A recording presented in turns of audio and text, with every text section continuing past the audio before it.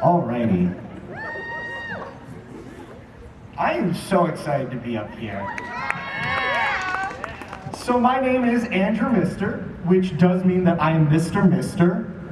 I am essentially a living and breathing couscous. You know, or like a terrestrial mahi-mahi. Some other fun facts about me. If you throw me in some water, I become moisty mister. That is a reminder that I can make tonight really bad if I want to. I have that control. If you were to slather me on a sandwich, I would be mustard mister. And before the age of 18, by law, I was master mister. Do you realize what kind of Batman complex that gives someone? To receive a Nat Geo Kids magazine entitled to Master Mister? The other thing that I have in common with Batman is that I like to torture people at night, but instead of punching people, I like to tell them to come to my stand-up shows. It's kind of like a punchline kind of thing. Anyways, now that I have gathered you all here tonight, there's something I need to talk about. You know when you find a new band and that becomes your only personality trait for 3 or 4 months? Yeah, the people who saying yes are fans of Tame Impala. So over lockdown, I did that with Survivor. And since then, I've had one intrusive thought. Should I be on Survivor? Yes. You guys are lying. No, right? I shouldn't. Right? Maybe. No, right? No. That'd be a really bad idea. So I applied to be on Survivor over Easter break. That was the easy part. Don't applaud me for that.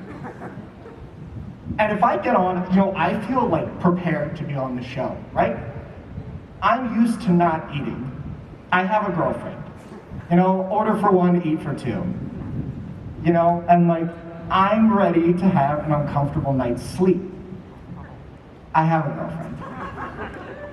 And 39 days without any personal intimacy, I have a girlfriend. I do have, though, some concerns. I have 2 concerns. Here's my first concern. Where do you poop on the island? They don't cover that in the show, and that seems like an important part of surviving, right? Here's my thing. I'm not getting voted out day 3 because I turned the islands of Fiji into 17th century cholera-ridden London. There is some safe distance to do it from a bottom of from an ocean source. And is that something I ask in an interview, or will Jeff Probst tell me that in the pre-show meetings? And then there's one other concern I have, and it's wildlife, and it's specifically one type of wildlife. Because I really thought skunks were going to be a much bigger issue than they've turned out to be. I thought I was just going to be walking through Villanova one day, and a skunk would pop out and was going to be I'm going to fart on you. But my girlfriend does that all the time now, so she gave verbal consent for that joke. Skunks are, if I get sprayed by a skunk, I'm not going to have any tomatoes to fix that. You know that? If you get sprayed by a skunk, you rub tomatoes on you. Imagine the trial and error process with that. Imagine getting sprayed by a skunk, wiping a pineapple on you and be I'm smelly and itchy now. Oops.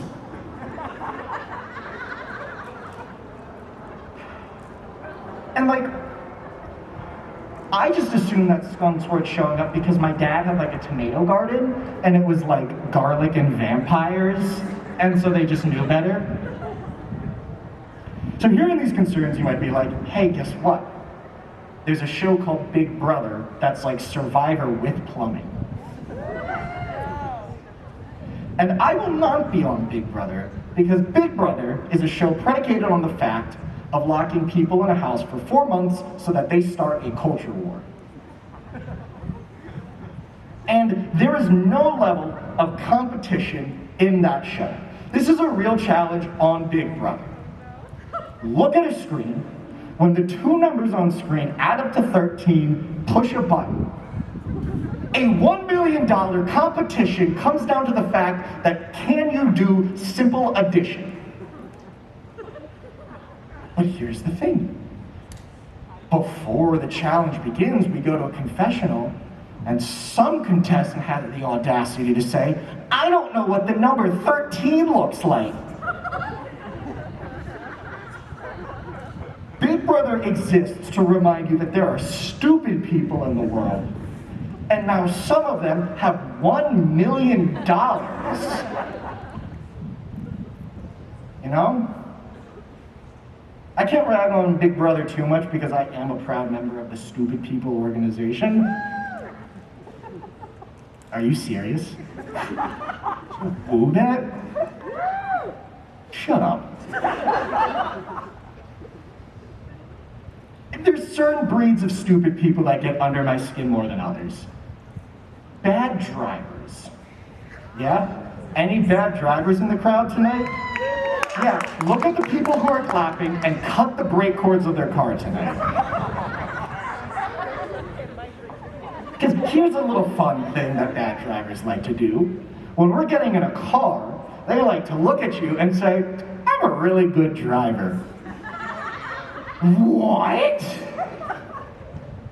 That's like getting on an airplane and the pilot looking at you and saying, I know how to land this plane.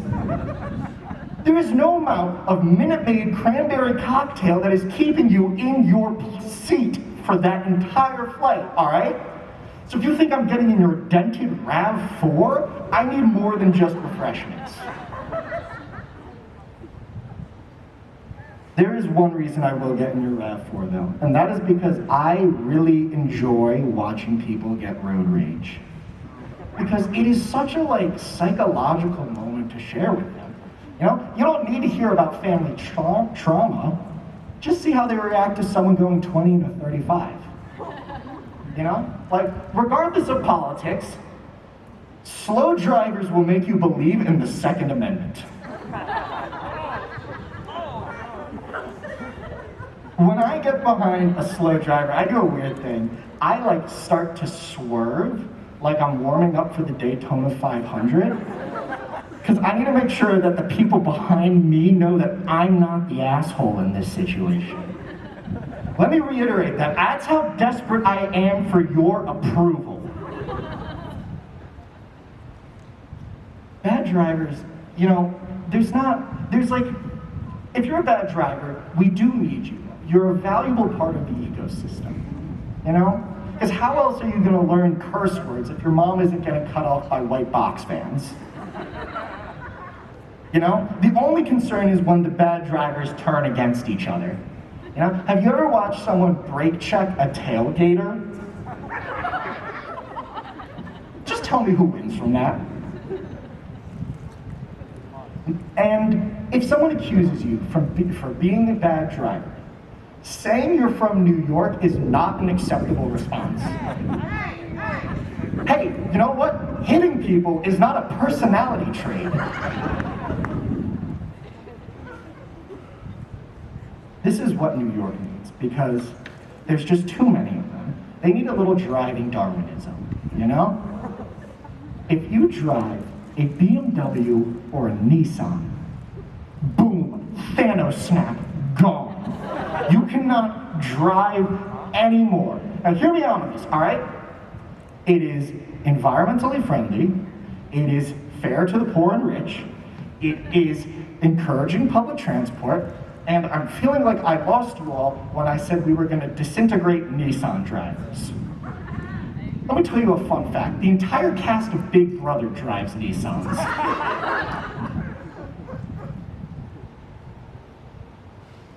There's one place that you are allowed to say you are a bad driver and get away with it. And it is Washington, D.C. Because that place looks like it was designed by Jackson Pollock. You know, like most cities are the grid system. Numbers, avenues, the mere simplicity of squares. But some idiot decided to come up with the big brother of city layouts and invent the spoken wheel system. They got diagonals, traffic circles with 8 exits, and roads ordered by syllable. Who in DC is driving finger to chin going Alabama?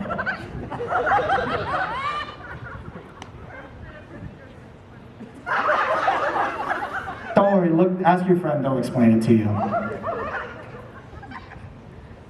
What in the Deladius mazes hell is that?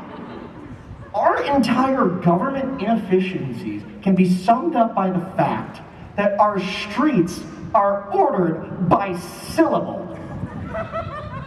It is truly a miracle the cast of Big Brother was able to raid the Capitol to navigate that city.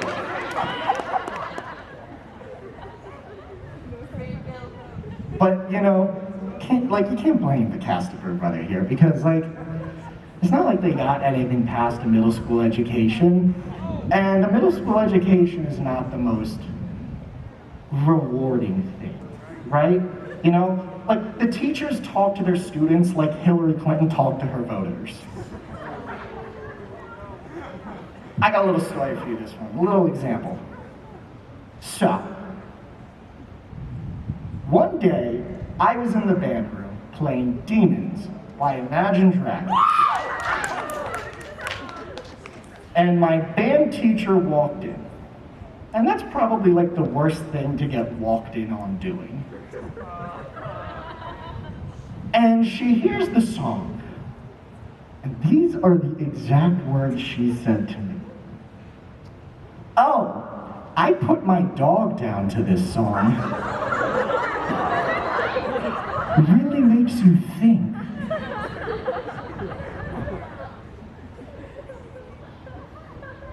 Think about what?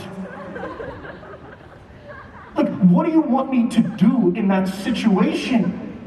Yeah, it's a sad song, but not in that way. Alright, she phrased it like the vet lets you pick the playlist.